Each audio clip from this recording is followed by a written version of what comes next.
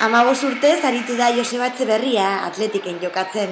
Larunbatean jokatu zuen azkeneko partida, eta atzo beste omenaldi bat jaso zuen San Mamesen.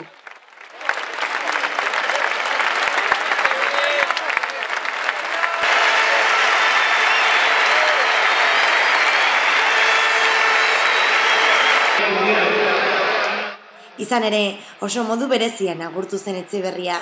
12 eta 15 urte bitarteko 200 neska eta mutiko izan zituen aurkari ezinezko partidan.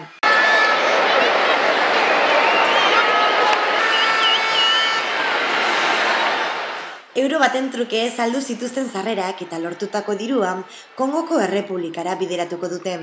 Aurreko denboraldian, bideo batean, Atletiken erezerkia gogotzo bestu zuten aurren herrira hain zuzen.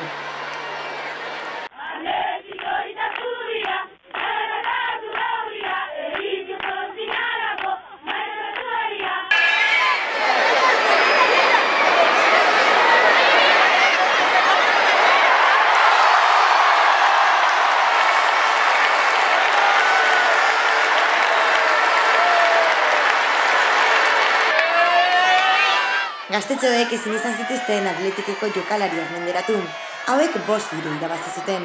Hala ere, gaztetxo askok euren ametsa bete zuten atzo.